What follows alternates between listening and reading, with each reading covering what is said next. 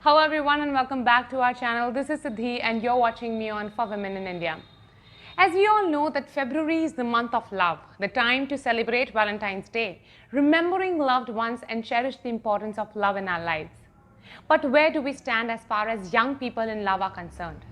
Girls are not allowed to talk to boys in schools but are married off to total strangers. Celebrities speak for George Floyd but don't utter a single word for lynchings which happen in our own country. And similarly, in spite of a very rich history of love and erotica, sex is still a taboo. Sex education is frowned upon, and loving someone, especially if the person is from another caste or religion, is forbidden. Valentine's Day is celebrated in India with much pomp and show. Although the celebration has a history of not going well with the right-wing Hindu organizations across the country. There have been numerous accounts where members of RSS or Hindu Vahini, Vishwa Hindu Parishad and Bajrang Dal have terrorized couples celebrating the day. But recently, this narrative has changed its course and have been redirected towards love jihad.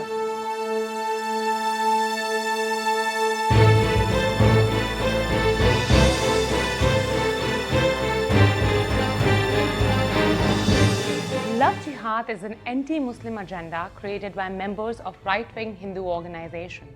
As part of their propaganda, right-wing political groups have been spreading false information that Muslim men marry Hindu women so that they can convert them from Hindu to Muslim.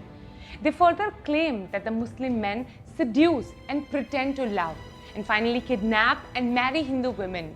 All of this is a part of a bigger plan which is called the Jihad against the Indian state. The MP turned actor Nusrat Jahan was trolled on social media for getting married to a Hindu man and putting sindoor and bindi. Another episode which got limelight was the Hadia case from Kerala, where the state court made the girl go back to her parents by annulling her marriage. Hadia was not a minor. She was 26 years old. All these incidents prove what kind of patriarchal society we live in. The government of Uttar Pradesh implemented the Prohibition of Unlawful Conversion of Religion Ordinance 2020, also known as Love Jihad law, where the state will intervene in the personal matters of a couple who wish to marry a person from different faith. The law states that the law aims to prohibit unlawful conversion from one religion to another by misrepresentation, force, undue influence, coercion, allurement, or by marriage. The burden of proof has been left on the person accused.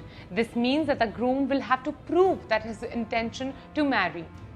The terms like allurement and undue influence have been so loosely defined under the law that it will be difficult for the boy to prove his innocence.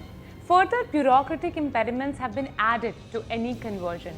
A 60-day notice for conversion has to be given to the district magistrate, additional DM, by the person who intends to change their religion. And the person who is going to do the conversion also has to give a 30-day notice. The police will conduct an inquiry to investigate real intention, purpose, and cause of the conversion. Another set of paperwork and meeting the DM has to be done after the conversion. The law seeks to protect Hindu women who will be eventually deceived by their Muslim lovers and will be converted to Islam.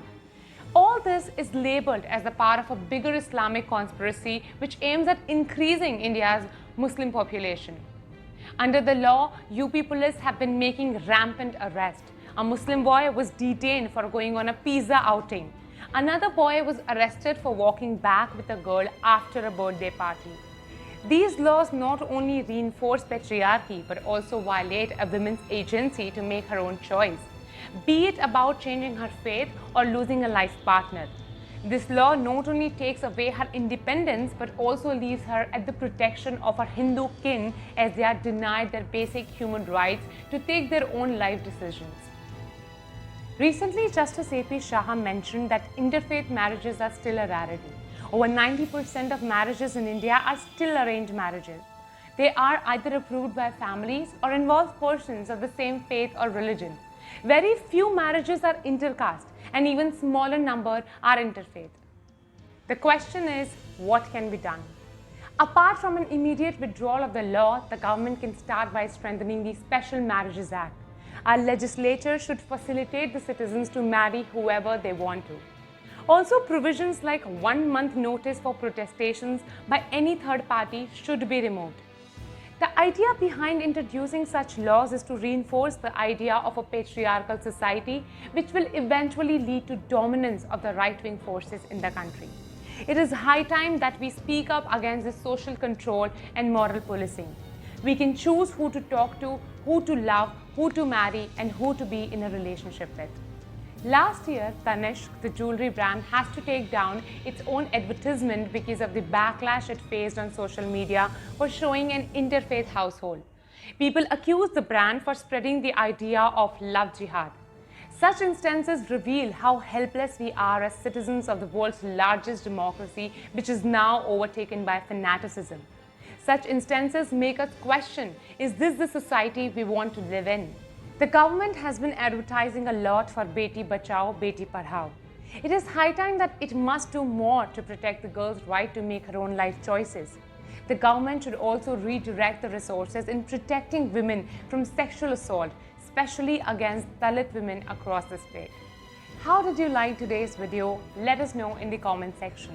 If you want to see more of such videos, please do consider contributing on our Patreon page. The link is given in the description box. Thank you.